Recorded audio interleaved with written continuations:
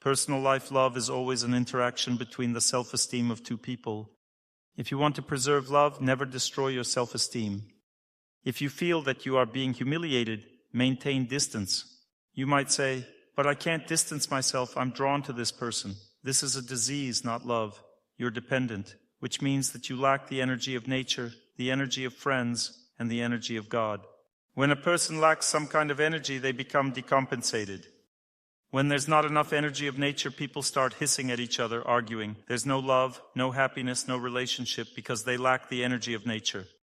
When there's not enough energy from people, you don't have inner resources. You become dependent on someone, or conversely, you're repelled by them. And you're as cold as an iceberg in the ocean. This happens when there's not enough energy from people, not enough love for people. A man should be friends with men, and a woman with women. And when a woman has friends and her husband becomes arrogant, she can be closer with her friends, and then she saves the situation because he begins to understand that he is wrong. She can kindly keep a little distance. If she doesn't have friends, she starts to depend on him. He becomes arrogant, she humiliates herself, she thinks, "Please don't be arrogant," but this can't be cured with words. Love doesn't understand words, it doesn't understand common sense, it doesn't understand anything except coming closer and moving away. How should men live with women? Are you concerned about men? I once decided to give a lecture for men at the festival, a lecture only for men. Women felt bad about it. My wife asked Dr. Torsunov, "Will you have a recording of this lecture? Will you give it to me?"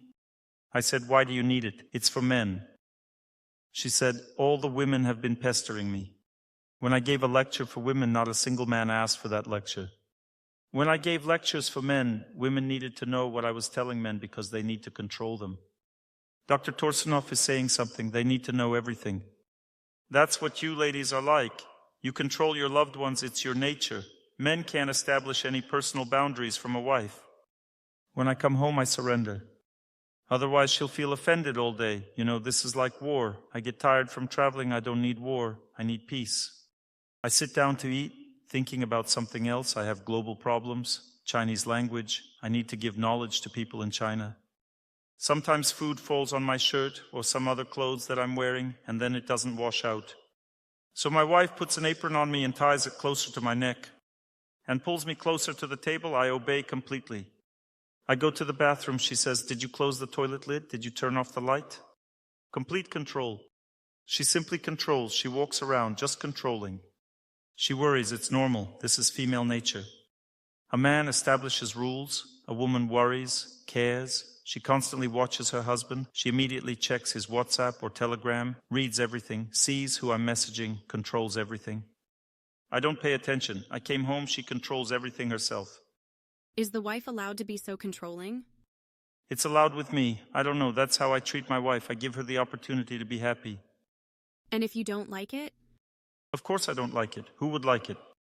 I'm telling you this to show you an example. I'm saying that I give my wife the opportunity to live. If she becomes too arrogant and controls too much, I immediately distance myself a little further away. I once approached my wife and asked, "Is it normal that in our family one person is always right and the other is always wrong?" She said it's normal and walked away. Well, I said it to her kindly. Now you'll say, "Dr. Torsunov, why do you humiliate yourself so much in a relationship?" I'm not humiliating myself at all. I've understood that she's a woman by nature. I give her the opportunity to live happily. I simply want to make her happy. She can do anything, control me, whatever she wants. She can because she's a woman. I give her the opportunity to be happy. I always agree with her when she says something. I say, yes, that's right. She says, "Do you have an opinion?" I say, "If you want, I'll tell you." Not yet. Do you like it, ladies? It's great. It's pleasant. And if the husband becomes too arrogant, checking what I've cooked? He's checking what you've cooked? That means you don't have the shore of separation. You don't know what that is. You don't have the knowledge. Why can I calmly give my wife the opportunity to control me? Because I can be self-sufficient. I have enough energy from water. I have enough energy from people who love me, and I have enough energy from God. So I give her the opportunity to be happy. My personal boundaries depend on my self-sufficiency, not on how much a close person interferes in my life. This is called taking care. I see there are feminine qualities. I try to make her happy. If she's being capricious, I say, "Yes, my dear." Everything immediately becomes normal, no problems. If you understand female nature, there are no problems.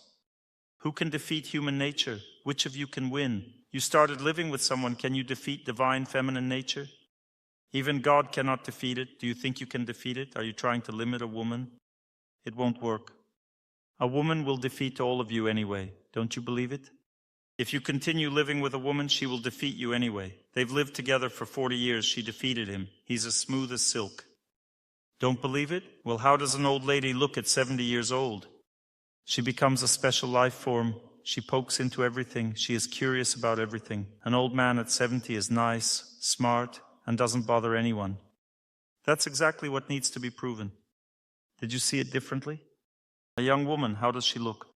She is slim, shy, and the guy is so brave at 20 years old. At 70 years old, what does a man look like? The old man is weak, the old woman is brave. Stay away from old women who are 70 years old. They look great and control everyone. They calmly hold power. Very funny. Very funny. Because there is an external mental nature and there is an internal one. People know nothing about this at all. They don't know that the inner nature of a man is soft, kind, and the external mental nature is very hard, like a rock. For women, it's the opposite. The external nature is very soft, delicate, but the internal one is hard as stone. And a person's inner nature works fully when the external one is not yet formed or when it weakens with age. A child's nature is not formed until about 4 or 5 years old. So what are girls like until 4 or 5 years? They're combative, bossing everyone around, watching what's happening and how. Boys at 5 years old are so weak. Girls are so strict until they are 5 years old, ordering everyone around. Then when the external nature forms in a person, a woman becomes yielding, gentle, affectionate. A man becomes firm, strong. When external nature begins to fade, then a man becomes gentle and kind again, and a woman becomes firm. Being firm, strong, unyielding is the inner nature of a woman. A woman's core is firm, strong, unyielding. A man's core is soft, pliable, and it changes. Therefore, a man constantly changes. He can change his character, but a woman cannot. In a woman, everything is very fundamentally structured. Everything changes in a man. He either develops or degrades. His yielding character can change. A woman's character cannot change. Everything is very fundamentally structured in her. That's why I'm telling you, don't mess with women. What personal boundaries? You should always treat a woman without trying to get too much inside her. Don't try to get inside a woman. You should always treat her affectionately, gently, and don't try to hold her by her word. Don't touch her, be gentle, affectionate. But with men, on the contrary, you need to go straight inside. With a man, you need to go straight inside. That's why the stomach is the path to a man's heart. When a man has eaten, his external mental properties stop functioning during the meal.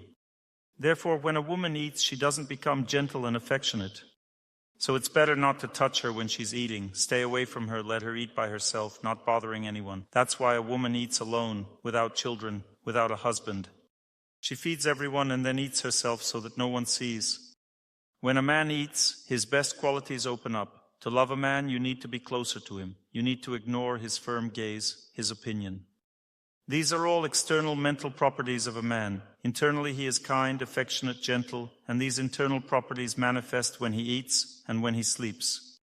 During this time, you can communicate with him, talk kindly. You need to be closer to a man. When a husband comes home from work, you should immediately hug him and completely agree. You need to agree with a man to enter deep into his heart. And since he is very generous and kind inside, he will immediately do everything for you and live for you. If a man is in his external nature, he always behaves categorically, firmly with a woman, never gives in, he's stingy, doesn't want to give even a penny. He always insists on his way, oppresses you all the time, gets into your soul, tries to change you, mocks you.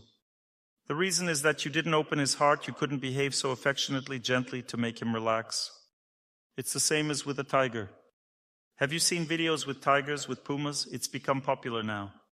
A person approaches the tiger, pets it. The tiger is content. It's similar to how it is with men.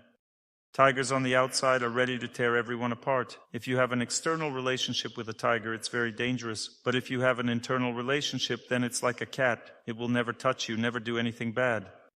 It's the same with a man too. You need to build a very close relationship. It means feeding him affectionately, taking care of him. If he starts to show his external nature, becoming principled, you should immediately become silky. You shouldn't interact with him on this level at all. He starts commanding, and you should immediately agree. Then he calms down.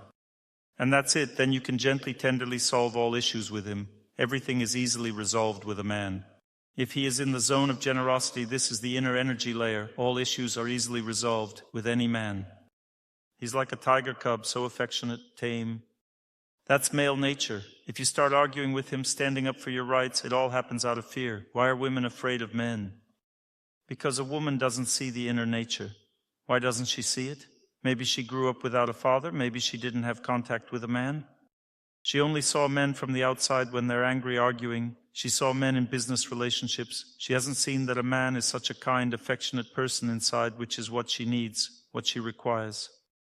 And this is achieved through care, if you take care of him affectionately and gently. Ladies, never allow yourselves to argue with a man. This is not a way to resolve an issue with him at all, not a way at all. When he starts behaving firmly, you should immediately become submissive, agree with everything, even if it seems paradoxical. Even if you're agreeing with something that's completely unacceptable, don't even think about it. Just agree with everything, and when he calms down and becomes generous, you will gently and kindly resolve all your issues with him. He will yield to you in everything. If you generally agree with him, then he will give you everything. He doesn't need it. A man is very generous. He doesn't need anything, neither money nor apartments. As in the song, "For beloved eyes, turquoise and pearls I would give away immediately for beloved eyes." Now, why do you argue? You get scared. When a man starts to pressure, you fear him and start to argue. But don't be afraid, be brave. Don't pay attention, be affectionate and gentle. Listen to the lectures, do everything according to the lectures. He will become generous and you will live peacefully. As soon as he stops being generous, you should immediately become submissive. Imagine you live with a tiger, he growls. Is it normal for you to argue with a tiger or not? He will simply tear you apart, and that's it. Then figure out who is right and who isn't. But if you're kind, he calms down, and that's it. Why don't tigers touch holy people? Because they feel kindness from them. They feel there's no danger. You know the story about the Persian king in whose kingdom the Jewish saints, the prophets, lived. And one prophet was close to the king. The king loved him more than others. This prophet gave him advice, made various predictions, helped him. And the king saved his life because Jerusalem was burned down, everyone was killed, but this prophet was kept at court. And once someone slandered this prophet, and the king decided to check, was he a real holy person? Was he honest? The prophet says it's all slander, but all the courtiers say the same thing. So the king thinks, it must be true if everyone says so, but the prophet denies it, saying, no, it's not true, it's all slander. Then the king decided to test him. He put him in a cage with tigers. He put him in a cage with hungry tigers for the night. And in the morning they open the cage, look, and he's sleeping with them, with the tigers. The tigers, these hungry beasts, behave like cats next to him, purring. After seeing all this, the king says to the slanderer, so you are wrong, and this prophet is right. And he put the slanderer in the cage to test him. And after 15 minutes it was all over. The tigers tore him apart immediately without any problems. Interesting story? This is how you should be with your husband. You need to be very kind, submissive. A husband can also be submissive. But this is an allegory. There is an Indian dish called pakoras. When a person has eaten too many pakoras, they become submissive. If you feed your husband well, he will be submissive. If he eats many pakoras, if you feed your husband well, he will be submissive. Now about women. A woman has an inner zone. How is it expressed? When a woman is being capricious, don't try to stop her. When she's being capricious, be kind to her. Don't touch her. She starts being capricious. It means she has entered her inner zone. Something went wrong. Either a strong desire was not satisfied or she got tired and she entered the inner zone, so don't touch her. Be kind, say, yes, my dear, yes, everything will be fine, don't worry. She will calm down and relax. That's it. Then in the outer energy layer, she is gentle, affectionate, kind, patient, everything is okay. As soon as a woman enters her inner zone when she is very tired, or when her desire is not fulfilled, or when a man is inattentive, she begins to get nervous, becomes very capricious. And at this time, you shouldn't tell her that it's bad to act like this. Don't give her a lecture. At this time, you should simply be kind, saying, yes, my dear, everything will be fine. Calm her down. Do you understand how it works? If she doesn't calm down, then you need to leave. Leave kindly. Ladies, do you agree that if you don't calm down, the man should leave? Or you want him to die as a hero? If you don't calm down, you say sharp words to him, torture him, He tries, but nothing works. What should he do? You don't like this approach? Do you think it's okay if he dies? And if it doesn't work, he hugs you, but you don't calm down. His strength is gone. You scold him, reproach him, push him away. Who has had such situations? Raise your hand, ladies. You push the man away. You can't accept him. No matter what he does, you just won't calm down. What should be done in such a situation? What should a man do in such a situation? Leave, and that's it.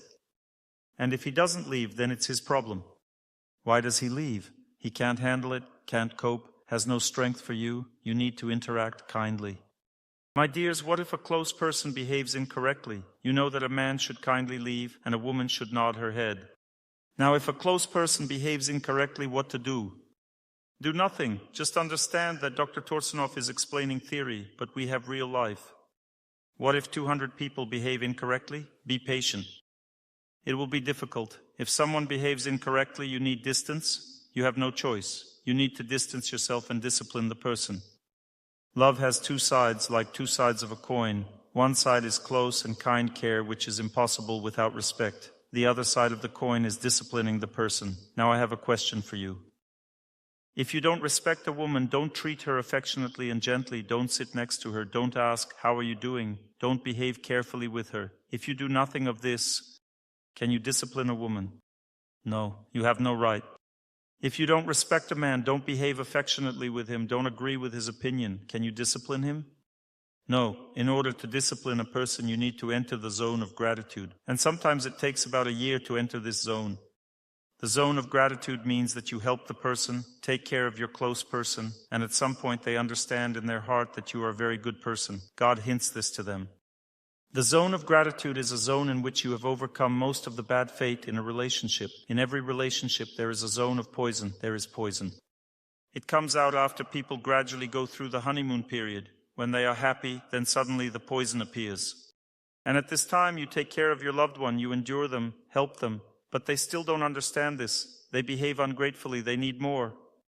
And you continue to take care. And at some point, they become grateful. They say, "Thank you for being such a good person." From this moment on, you can discipline them.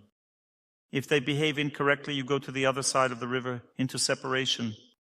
You should always go into separation when a close person becomes impudent. What is impudence? For a man, it's when he speaks rudely with a woman. What is impudence for a woman? It's constant capriciousness. As soon as something is not right, she immediately gets capricious, and a man has to dance to her tune.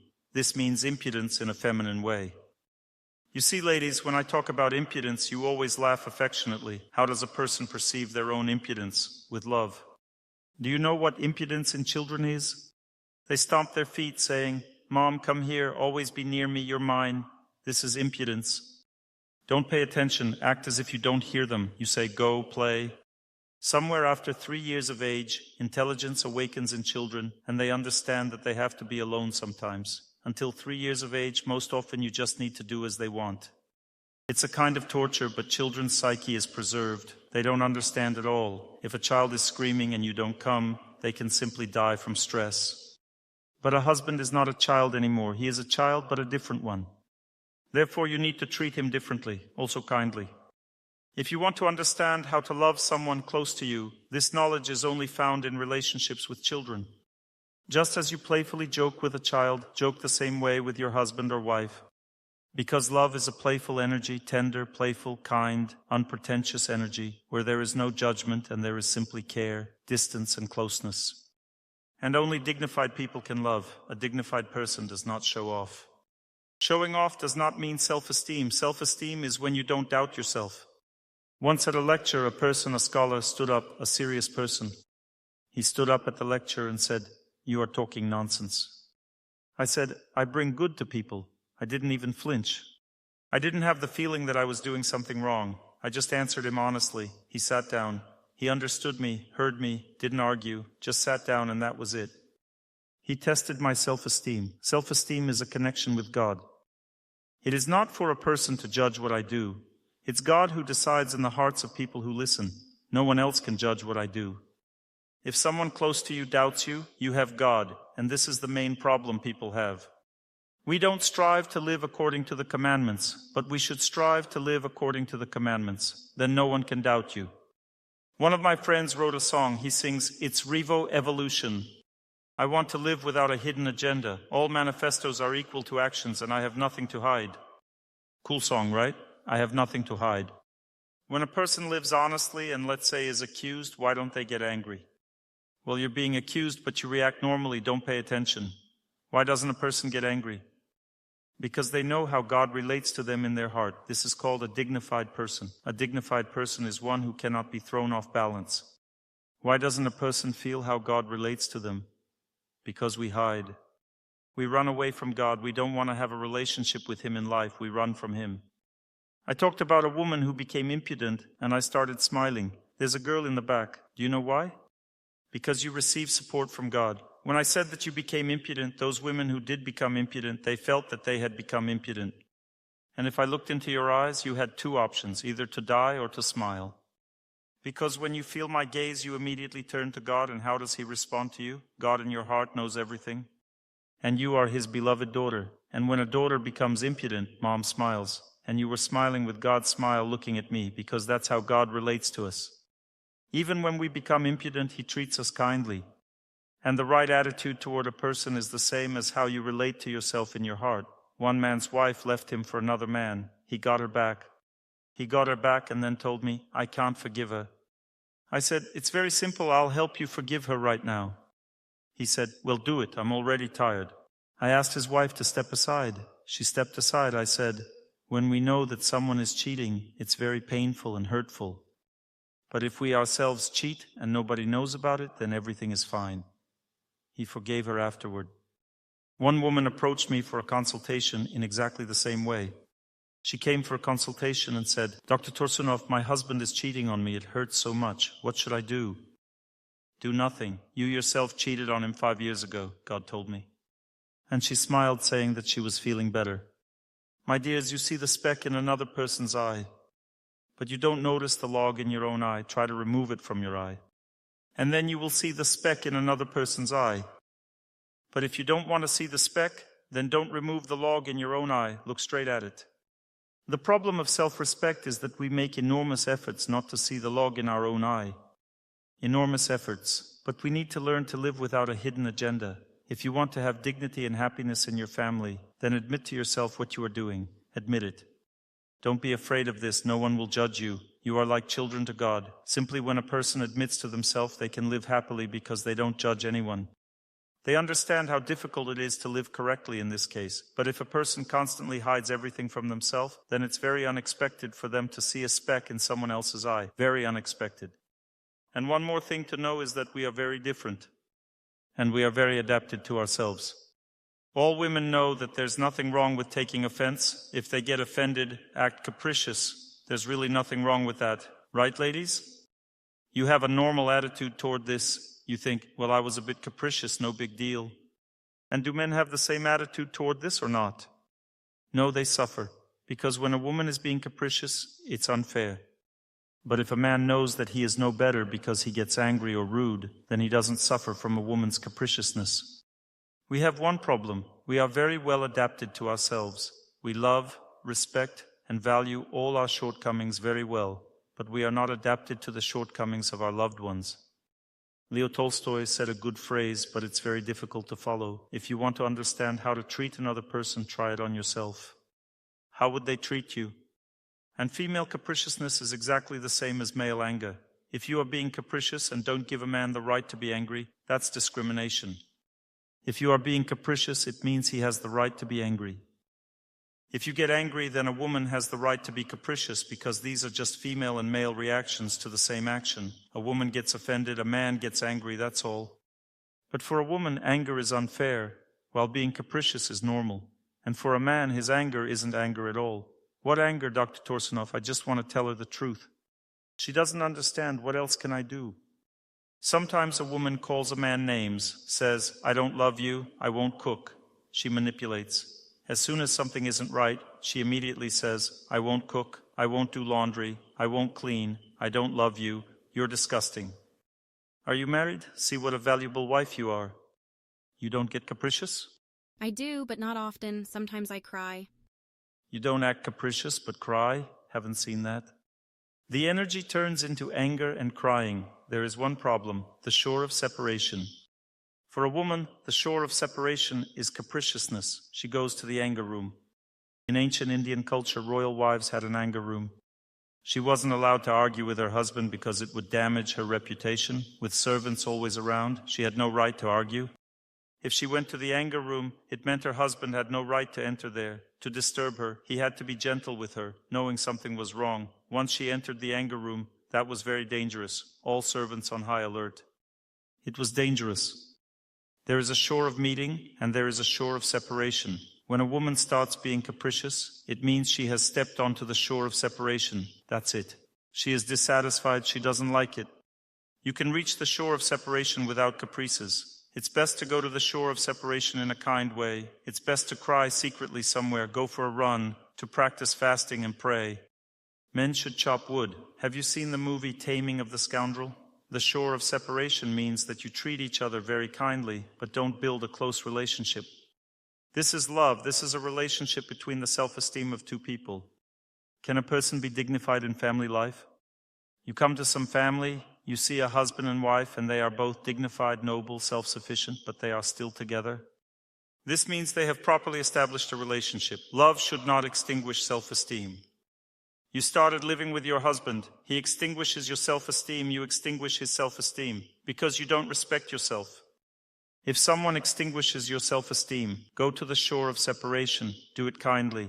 If they treat you well, immediately go to the shore of reunion, as if nothing happened. No need to clarify your relationship saying, "Why did you act like that yesterday?" You should forget everything. Love means there is no room for the energy of knowledge. You shouldn't clarify anything. Everything must be accepted from a loved one no matter how they behave. You have to keep having conversations and not try to teach each other. You can discipline your loved one by distancing yourself to the shore of separation. Psychologists say, clarify everything. My dears, you won't clarify anything in family life. These are pure manipulations. Clarifying the relationship means softly defending your position. Clarification is self-deception. In love, there is no possibility to understand each other. Love doesn't give the opportunity to understand another person. Because human love focuses us on ourselves. In love, we want our own happiness, not someone else's.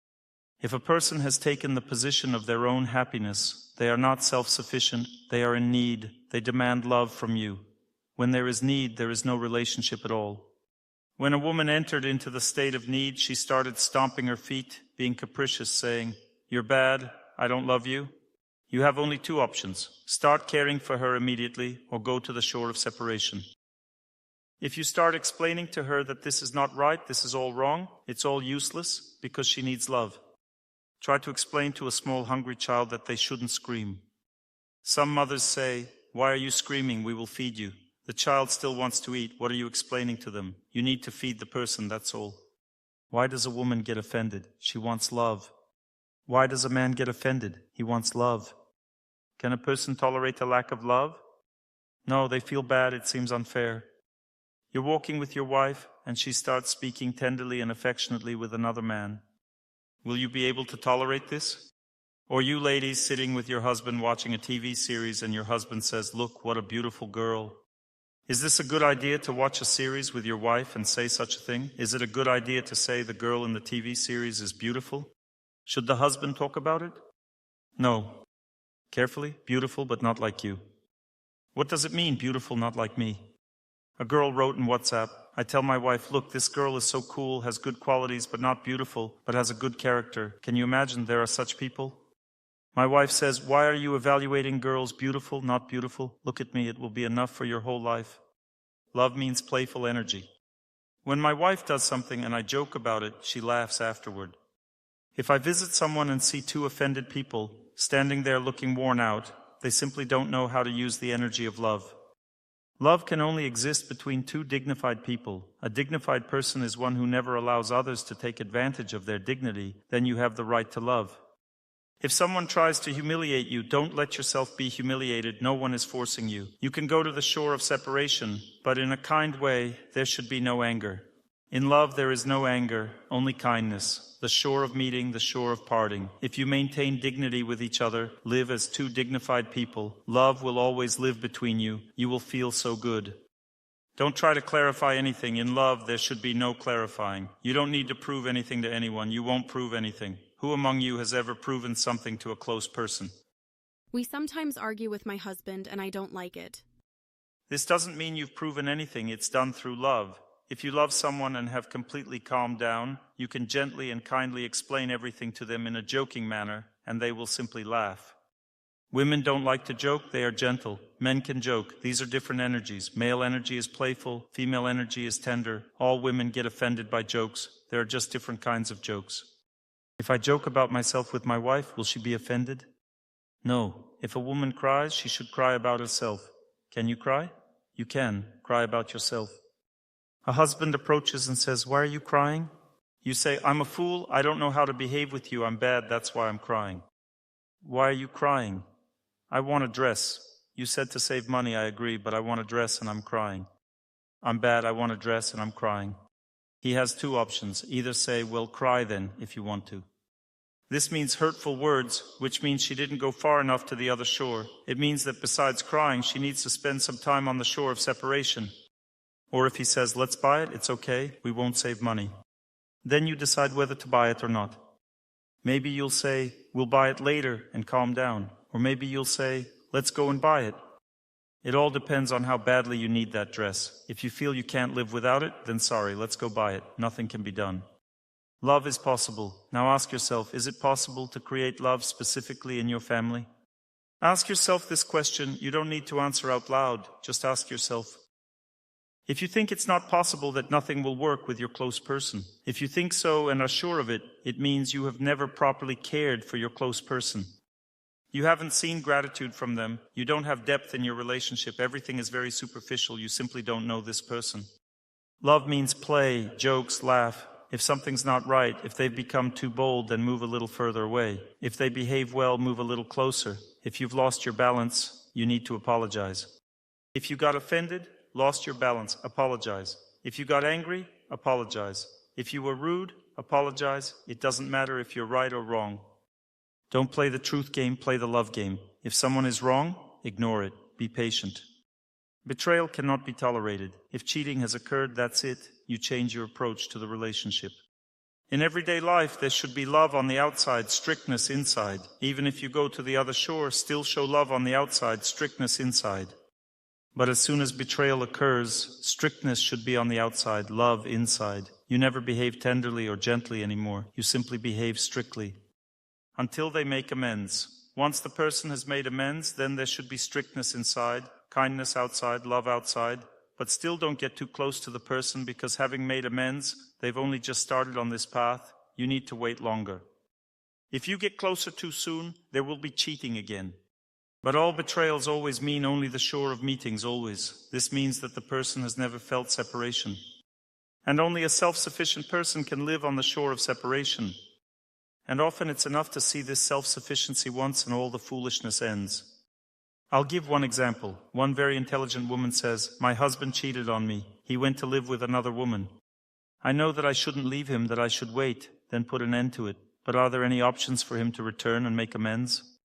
I say, "There are options, but not for all women." She says she's a strong woman. Tell me what to do. I say, "You need nature, good people, and God. You need to become so strong that you can simply be truly happy without him. This doesn't mean you don't need him, just that you're happy without him. Try it." She says, "It's very difficult, but this is the price for getting your husband back." A month passes, she comes to the lecture and smiles, looking so happy. And when a person becomes self-sufficient, that's when you can understand whether they are faithful or not. I have two examples. She's so happy, self-sufficient, and I tell her, "Well, now you can get your husband back." She says, "There's no need to get him back anymore. What happened?" She says, "He calls and asks why her voice sounds so happy." She says, "And why is yours so happy?" He answers that his is happy because he found someone he loves and wants to spend his whole life with. Well, mine is happy for the same reason. He says, "Really?" He was surprised.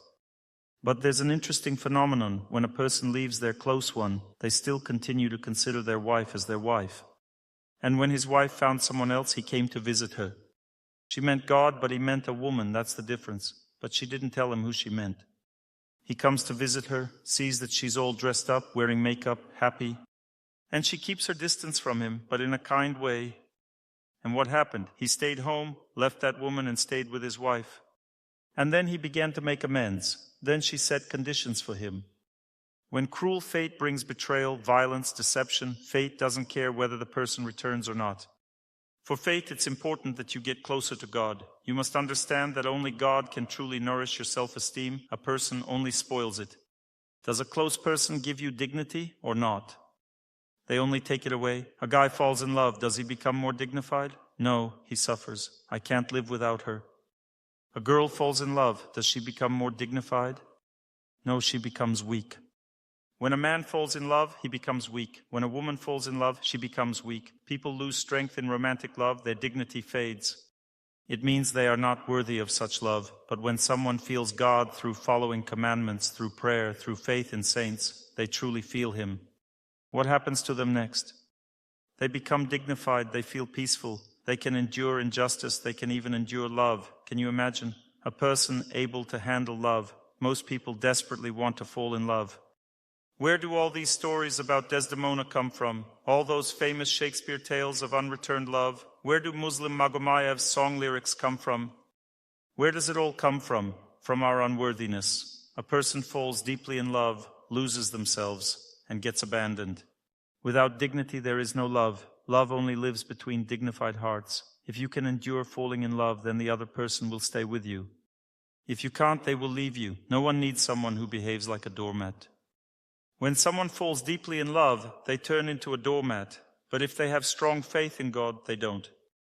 They draw strength from God. Their dignity is protected by God and shared with the person they love.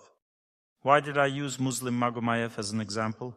Because in his past life, he lived on higher planets. He was with a beautiful woman all his life, loved her. Then he was born on earth and was separated from her. He always felt that separation. He sang about her constantly, very sincerely, because it was real. You can't sincerely sing about something that doesn't touch your heart. This whole theme of unreturned love, it comes from there. On higher planets, people usually live in long-lasting relationships, not like our dramatic soap operas. There they truly love one another. Their relationships last for 70s, 80s years. Then one is born on earth and waits for the other. They find someone who seems similar and think, I'll spend my life happily with this person.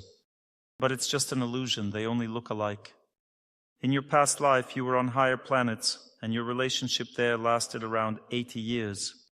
Can you imagine how long that is? Such a happy relationship. And in this life, you saw someone who looks similar but is not the same, and you think, this is love, this is happiness. You're mistaking that person for this one. You think, how will I live without them? But you're just confused.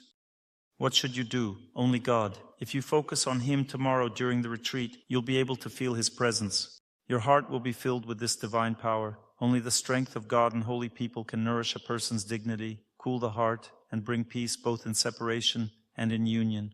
You truly deserve a happy life. God doesn't punish.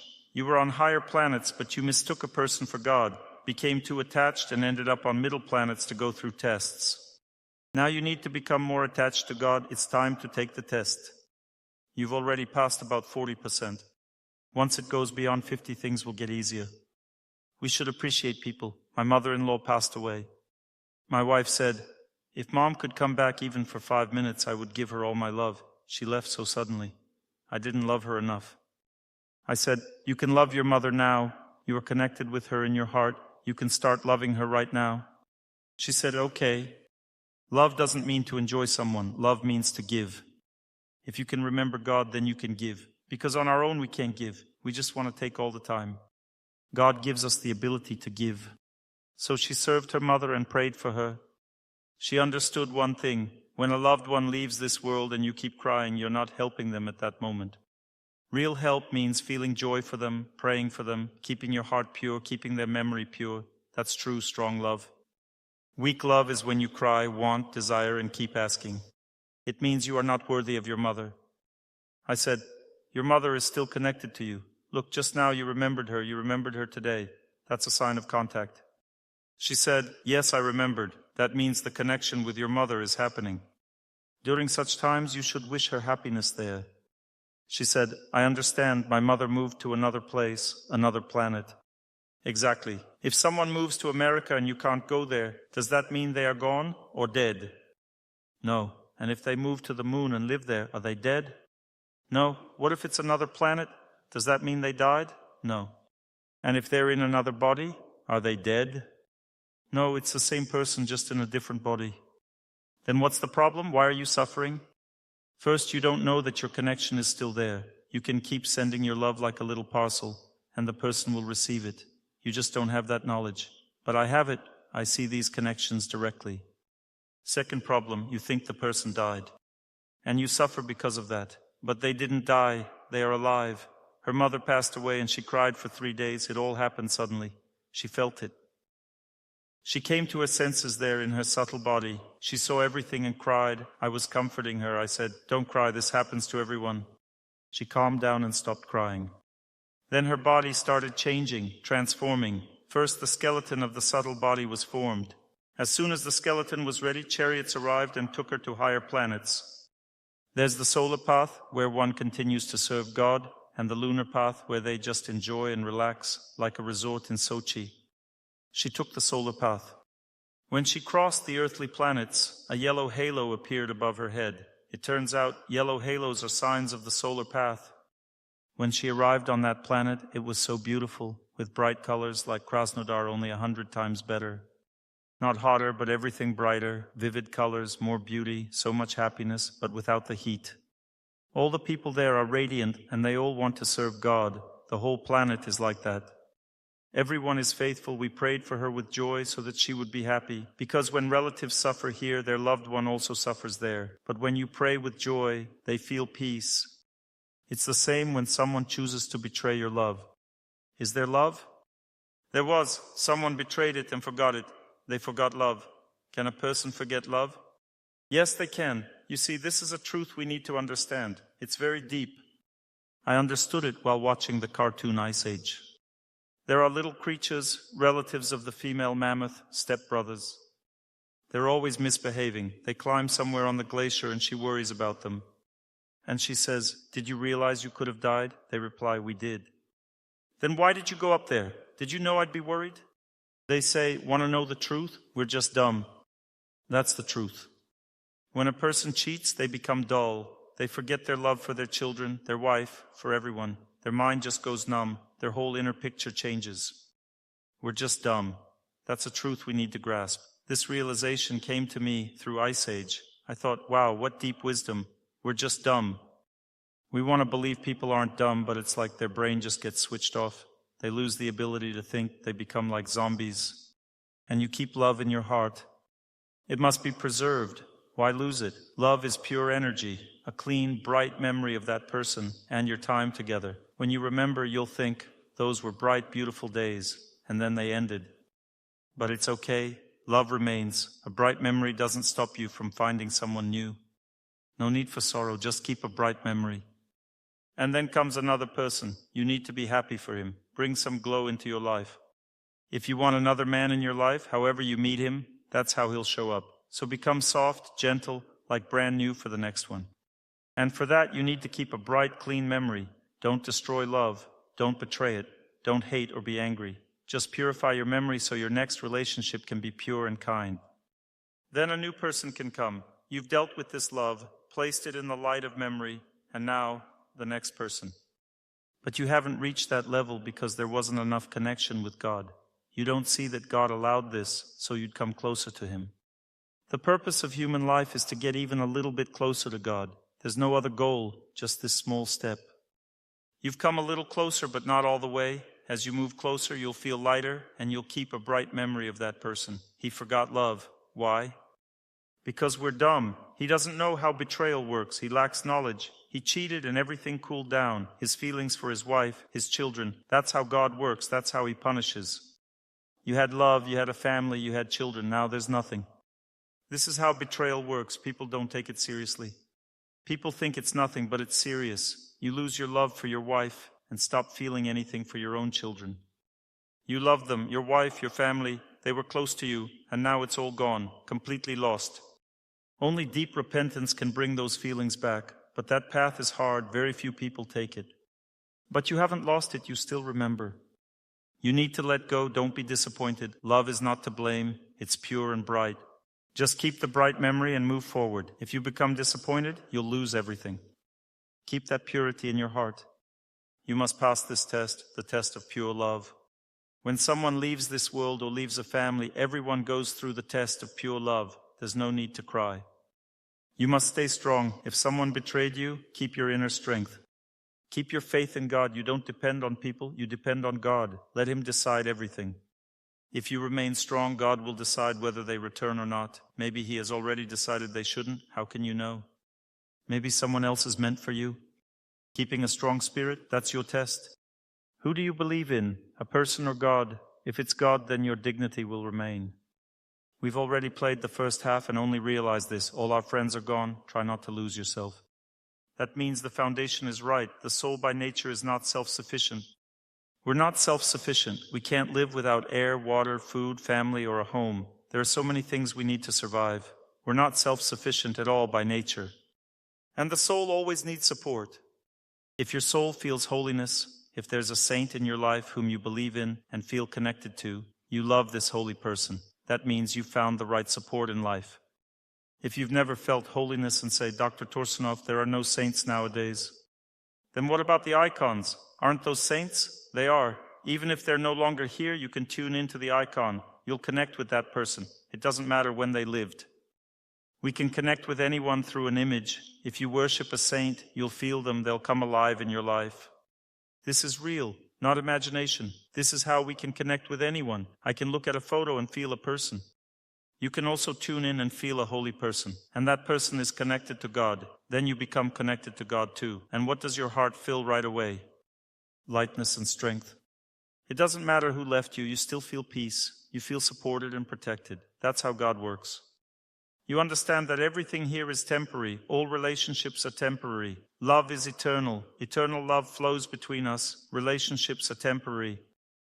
Everyone will part ways in this world. Everyone. Love is eternal. Relationships are not. Everyone will part.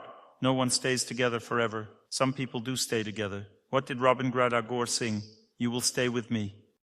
We'll meet in the next life. On the distant edge of your life, you'll remember me. And in that moment, you'll go to where I am. But that happens only with very elevated souls. Not everyone is worthy to meet again in the next life. But if you've truly passed all the tests of love and you keep pure and bright memories of each other and live peacefully at the end of life, then you'll continue together. No problem. God is generous. He will give you the opportunity to be together again if you are worthy. No one is truly separated. If you don't want to part, then pass the tests of love. Learn to treat each other properly, and you'll stay together. Why does a family fall apart? Either in the past, there were powerful forces beyond your control. For example, in a previous life, you abandoned a loved one, and now you're facing the consequences. It was an irresistible force. Or maybe in this life, we are not building relationships the right way. If a relationship is based only on the joy of meeting, the family will fall apart. It will fall apart for sure. The close one may start taking you for granted, and things fall apart. If there's only the pain of separation, the relationship also breaks down because there's coldness, no love. Love means two people with dignity coming together, not two people who are hurt, not two angry people, not those trying to prove something to each other, but two dignified souls. Dignity means being self-sufficient. If your loved one wants to come closer, you're happy, you serve. If they want to stay distant, it's okay. It hurts, but it's still okay. Dignity is the energy of God. The soul becomes strong when it depends on God. We are all dependent. We just need to find the right dependence. If you depend on God, you feel great. You may say, I can't feel connected to God in prayer. How can I depend on Him? There are simple ways. Just sit in water, you'll feel calmer. That's already a connection with God. Water carries God's energy. It gives health and happiness. Fresh air, sunlight, these are also energies of God. Even when we depend on nature, we gain dignity. Nature is the energy of God. It's like a mother. A child goes to its mother and immediately feels better. The child calms down, feels safe, right? If someone scares the child, it runs to the mother, glances back and holds on to her. That's where it feels safe. Nature gives us the same kind of protection. We feel light, peaceful, at ease. We stop suffering. But they don't feel the personality. We don't deeply know God. Nature only gives His protection. These are God's energies, kind people, God works through them too. A mentor, kind people, good people in our life, we need to feel that they exist. Then we feel supported. That gives us social strength. What is social strength? A woman is left alone. She knows there are kind people. There's no suffering at all. Because when a person knows there are kind people, they feel protected from life's challenges. No job? Kind people will support you. No husband? Kind people won't abandon you. No children? Kind people will still care. No elders? Still, there are kind people. When you know this, you realize God is working through them. It is God acting through them, and that brings you peace. But still, you don't know God himself. You only know his energies. One gives you strength and happiness. Another gives protection. But there is a third, God as a person. You can feel him only through saints, by serving saints, by reading scripture that teaches how to serve him, through holy places that give spiritual strength and show God's power. But even nature alone can lift you out of the emotional state you're in now. Just nature, lightness, goodness, freshness, cleanliness, brightness. You need to learn to love nature. People don't really know what that means. Who here swims in an ice hole in winter, in the sea? Water at 5 degrees. Do you feel how amazing that is? That's the energy of nature. Snow is pure prana. Lie in the snow for 7 minutes. All 5 layers get cleansed. Snow is pure pranic energy. An ice hole is pure water energy and pure solar energy. That's the sun in Krasnodar. In Moscow, it doesn't cleanse. In Krasnodar, the sun is already purifying. If you don't spend time in the sun during summer, you won't be able to tolerate it, because the heat takes away the sun's energy. But if you cleanse yourself by being directly in the sun, you won't overheat in summer. Cleanse yourself with sun energy and you can go on living. Cleanse again and go on. Once a week you need to spend time in the sun to cleanse all 5 energy layers. In Krasnodar, 1 layer takes about 25 minutes in the rising sun. When the sun starts to heat up, it means it's already healing everything. 25 minutes per layer, 2 hours and 5 minutes for all 5 layers. It's best to be in water while under the sun. The sun cleanses a person best through the head, so keep your head uncovered and your body in water. You should not cleanse through the lower parts of the body, because the sun is sacred. It doesn't care what you intend when you expose your backside to it. It enters through that area and activates energy in your lower centers. But the lower centers hold dirty energy, bad karma. When the sun activates it, that energy rises to the head. All that mental dirt goes to your head. Then you wonder why you're driving your loved one crazy. You shouldn't have exposed your backside to the sun. So we're talking about distance, about personal boundaries. If someone knows how to live properly, never humiliate yourself, never be proud, always fulfill your duty to others, always be loyal. Never judge your loved ones, and if you have, let go of it. Never watch how a woman should behave if you're a man. That's not your business. Just behave properly yourself. Never watch how a man should behave if you're a woman. Focus on yourself. Don't interfere with him. You're no better. If a person behaves correctly, the first thing that happens is peace in their relationships. That means they master the energy of love and know how to use it. They accept their partner's character. When the partner becomes arrogant, they step back. When they behave well, they come closer and serve them with love. They don't get offended or angry. They always forgive. Everything that happens in love is just decoration. Had a fight? Just decoration. Nothing serious. The moment you start taking things too seriously, love begins to fade. In love, everyone, even God, sometimes gets angry, sometimes forgives. It's the same with God too. God's spouse is constantly angry at him, and he deliberately acts in ways that make her angry. Because when she is angry, he finds her even more attractive. If you ask me which man truly loves a woman, it's the one who can easily tolerate all her moods. She acts however she likes, and he calmly allows it. Such a man truly loves a woman, but there are no such men on earth. Only God is like that. No one else can handle this kind of energy except God. That's why God loves his wife no matter what. She can behave however she wants. And the Lord's spouse also loves him no matter how he behaves. Isn't that a beautiful way to live? But we cannot live like that. They can, but we cannot. We don't have the strength to handle this love. This energy is divine and extremely powerful. We can't handle it. That's why there's closeness and distance. Even God's relationships follow this pattern, sometimes near, sometimes far. Everything is described in the scriptures. I didn't make it up. These relationships are called leelas. Leela means divine play, a light, playful style. Love is something to play with. It doesn't like seriousness. The moment you become heavy and start overanalyzing, love begins to fade. It doesn't like arguments, scandals, or fights. It's better to step away to the shore of separation than to quarrel with someone close. That shore is not a fight. It just means you disagree kindly. You simply step back from love and closeness for a while. And they will never judge you. They may test you, ask you to come closer, but don't give in. A time will come when they will respect your dignity. And once two people respect each other's dignity, true love begins. Once you accept your wife's dignity, she has the full right to come close or stay distant. If you accept that, then you're ready to love her. If you accept that your husband may come closer or move away, that's his right, then you're ready to love. We don't have the right to keep someone near us. They are not our possession. They may come closer if they feel like it, or move away if they don't. Why can't we let go of each other? Because we're attached, and because of that attachment, we sometimes part forever. Sometimes people separate for life, yet still can't live without each other. It means they can't handle the energy of love. A person couldn't handle the energy of love. They couldn't remain on the shore of meeting and separation.